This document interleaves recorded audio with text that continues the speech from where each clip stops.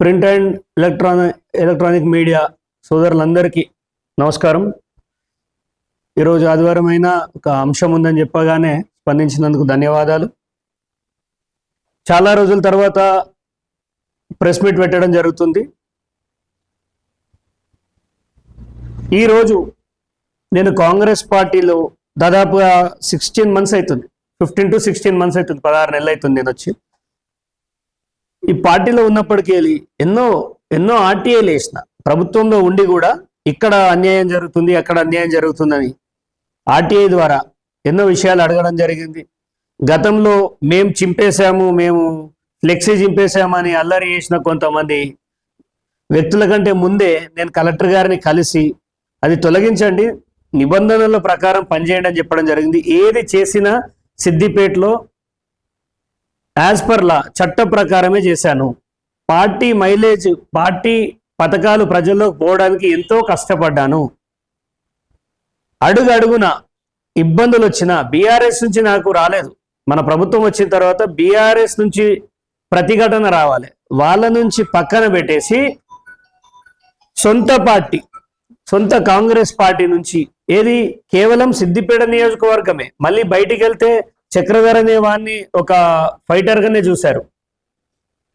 సిద్దిపేటలో నన్ను నివారించేందుకు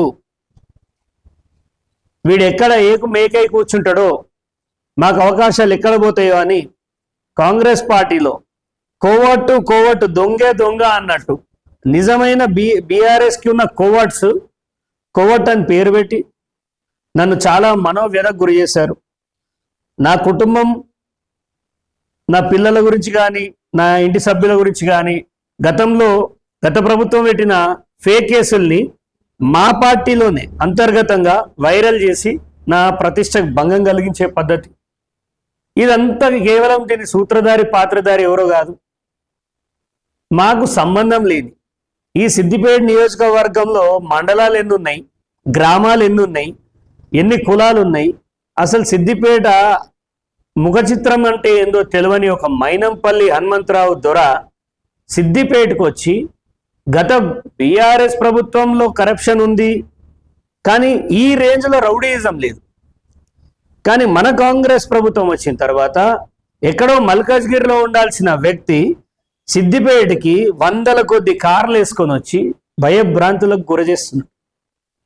పార్టీలో నాలాంటి వ్యక్తుల్ని టార్గెట్ చేస్తూ కొంచెం పైకి వస్తాడు, కొంచెం నిజాయితీగా ఉన్నాడు అంటే వాన్ని తొక్కేయడం, పోలీసుల ద్వారా అక్రమ కేసులు పెట్టేయడం.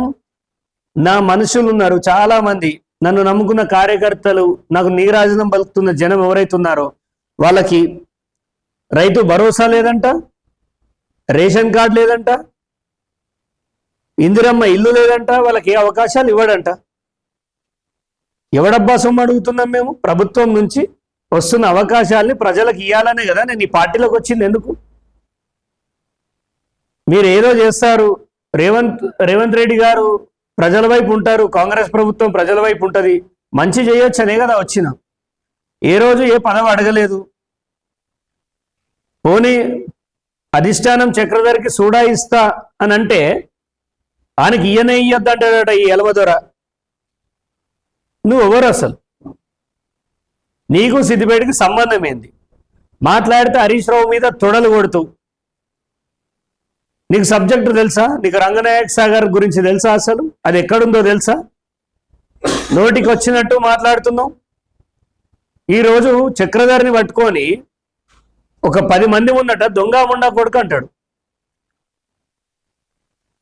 ఒక బహుజన గౌడ సామాజిక వర్గానికి చెందిన నేను సర్దార్ సర్వాయి పాపన్నను ఆదర్శంగా తీసుకొని ఎన్నో ఏళ్ళుగా కొట్లాడుతున్నాం, జైలుకు పోయొచ్చినాం. నువ్వు మొన్నటిదాకా కేటీఆర్ కాలు మొక్కినావు, నువ్వు నీ కొడుకు. అసలు నీ బతికెక్కడిది? పీజేఆర్ కాళ్ళు పట్టుకొని వచ్చినావు నువ్వు కాంగ్రెస్లో. తర్వాత మా బహుజన బిడ్డ దేవేందర్ గౌడ్ పెట్టిన భిక్షతో నువ్వు టీడీపీలోకి వచ్చినావు. దాని నుంచి పోయి కేటీఆర్ కాలు మొక్కినావు. ఇవాళ రేవంత్ రెడ్డిని జోకుతున్నావు, మళ్ళా కొద్ది రోజులలో నువ్వు రేవంత్ రెడ్డిని తిడతావు. డబ్బు అహంకారంతో బహుజనులను తక్కువ చూసుకుంటూ, ఎక్కడ బహుజనులు ఎదిగితే అక్కడ నీ వెలమ పాదం మోపి ఈరోజు కార్యకర్తల్ని నిర్వీర్యం చేసే కార్యక్రమం చేస్తున్నాం. మల్కాజ్గిరిలో డిసిసి శ్రీధర్, నాకు తెలిసి శ్రీధర్ ఆయన వెళ్ళిపోయినాడు. మెదక్ డిసిసి తిరుపతి రెడ్డి ఎగిరిపోయినాడు. ఇప్పుడు నర్సాపూర్లో రాజిరెడ్డికి పుల్ల పెడుతున్నాం. గజ్వెల్లో నర్సారెడ్డికి పుల్ల పెడుతున్నాం. అట్రాసిటీ కేసులు చేపిస్తున్నాం. నువ్వు వచ్చే వారికి మేమంతా కలిసే ఉన్నాం. మా కుటుంబ పరంగా ఎన్ని విషయాలున్నా మేము కిందనో మీదనో ఒకరికొకరు కలిసే ఉన్నాం. ఇప్పుడు నువ్వు వచ్చిన తర్వాత ఈ చెప్పులు చూపించడము, దాడులు చేయించడము, ఇలాంటి ఒక దుర్మార్గ చర్య కార్యకర్తలు భరించలేకపోతున్నారు. ఇక అంశానికి వస్తే, ఒక పర్సన్ని పార్టీలోకి తీసుకొచ్చారు. పార్టీలు మారడం తప్పు కాదు, పార్టీలో ఉండడం అది ఎవరికైనా వాళ్ళ హక్కు. 2000 నంబర్ సర్వేలో ఎకరా జాగా కబ్జా పెట్టిండు ఫలానా ఒక వ్యక్తి, బీఆర్ఎస్ వ్యక్తి ఆలకుంట మహేందర్ అని చెప్పి, మన కాంగ్రెస్ పార్టీయే కదా, ఇతను ఇన్ఛార్జే కదా. ఆ రోజు అన్ని పేపర్లకి కబ్జా గురైంది, మేము కాపాడుతాం ఈ భూమిని ఆలకుంట మహేందర్ నుంచి, బాధితులకు సహాయం చేస్తాం అన్నావు కదా. మరి అలాంటి కబ్జాకోరు రౌడీ షీటర్ని పార్టీలకు ఎట్లా చేర్చుకుంటారు మీరు? ఒకప్పుడు ఇతను మైనంపల్లిని ఏమని తిట్టిండు, ఎంత దౌర్భాగ్యంగా తిట్టిండు. నా నోట్లకే అంత గలీజ్ మాటలు రావు, నేను మాట్లాడదలుచుకోలేదు, ఎందుకంటే ఇది పెద్ద మనిషి కాబట్టి. చాలా దౌర్భాగ్యంగా నువ్వెంత, నీ బతుకెంత, నీ బట్టలు ఇప్పి కొడతా అన్నాడు మైనంపల్లిని. ఇప్పుడు మరి మైనంపల్లి బట్టలు వేసుకొని జాయిన్ చేసుకున్నాడా, బట్టలు లేకుండా జాయిన్ చేసుకున్నాడా తెలవాలి. సరే చేసుకున్నావు, రాజకీయంగా చాలా ఒడిదొడుకులు ఉంటాయి, మంచి చెడు మీరు చేసుకున్నారు. బాధితులు పోయి సార్ మా కబ్జా గురైంది, వాడు ఒక రౌడీ షీటర్ అంటే, కాంగ్రెస్ లకు రాగానే రౌడీ షీటర్ అవుతాడా అంటాడట. రీసెంట్ గా ఈ బాధితులు ఎవరైతే, నరసింహ కొంతమంది బాధితులు ఎవరైతే ఉన్నారో వీళ్ళ పైన 1 టౌన్ PS లో కేసు అయింది. ఇది కంప్లైంట్. ఇది ఆలకుంట్ల ఎల్లవ వాళ్ళ మదర్ ఇచ్చింది కంప్లైంట్. ఈ రైటింగ్ చూడండి, ఎవరు రాసిర్రు రైటింగ్? పోలీసులు రాసిర్రు. ఇది పోలీసులు రాసిన కంప్లైంట్. ఇది చెల్లుతుందా? ఇన్సిడెంట్ అనేది 1 గంటకు 6 తారీఖు ఆగస్టు జరిగితే 3 గంటలకు ఎఫ్ఐఆర్ అయిపోయింది. డైరెక్ట్ గా ఎఫ్ఐఆర్ అయిపోయింది. ఇది అంటే విత్ ఇన్ 2 hours లో 1 టౌన్ సిఐ ఎంత క్లారిటీగా ఉన్నాడంటే, వీళ్ళు దొంగలు అని దొంగతనం కేసు, ట్రెస్పాసర్ కేసు, ధ్వంసం కేసు, 11 తులాలు కొట్టేసిరని ఫైనలైజ్ అయిపోయింది. నిందితుల పేరు కూడా చేర్చేసిండు. ఇప్పుడు వీళ్ళకి ఇంద్రానగర్ లో ఆలకుంట మహేందర్కి ఇంద్రభవనం లాంటి ఇల్లుండగా ఈ సైట్ లో ఒక రూమ్ లో బీరువా లేని ఇంట్లో 11 తులాలు ఎక్కడిది, అక్కడ 1,50,000 క్యాష్ ఎట్లా కొట్టేసిరు. మరి నువ్వు స్నిప్పర్ డాగ్స్ తీసుకపోయినావా? నువ్వు ఎట్లా ఫైనల్ చేసి వీళ్ళ మీద దొంగతనం కేసు పెట్టినావు? ఈ సిఐ పాత్ర పైన అనుమానం ఉంది. నువ్వేమన్నా తిన్నావా?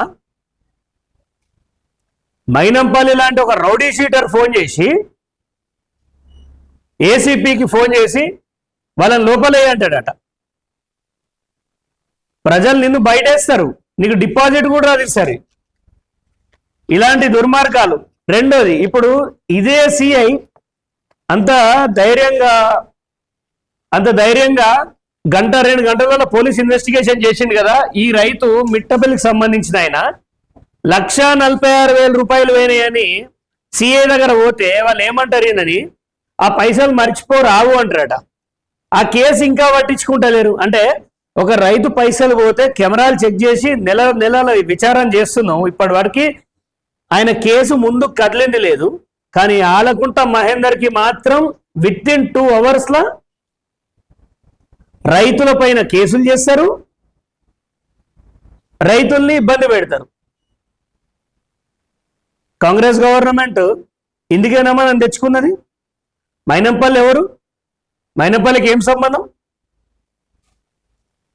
సిద్దిపేటకి మైనంపల్లికి ఏం సంబంధం? సో ఇలాంటి దుర్మార్గుడు ఆయనను అరికట్టడంలో అధిష్టానం ఫెయిల్ అయింది. మేము ఎన్నిసార్లు చెప్పినా మైనంపల్లి ఆగడాలు ఇక్కడ ఆగుతలేవు. రౌడీలను తయారు చేస్తుండు, హత్యా రాజకీయాలకు తెరలేపుతుండు. నిన్నగాక మొన్న మెదక్లో బీఆర్ఎస్లోకి వెళ్ళిపోతున్నారు. ఇవాళ కేసీఆర్ బాగుండు, బాపు వస్తేనే బాగుంటుందని ఎందుకంటారు తెలుసా? ఇలాంటి మైనంపల్లి యొక్క చర్యలు చూసి ఆ గవర్నమెంటే మంచిగుంది వీళ్ళకంటే అనే ఒక దుస్థితి తీసుకొచ్చేది ఇలాంటి వాళ్ళే.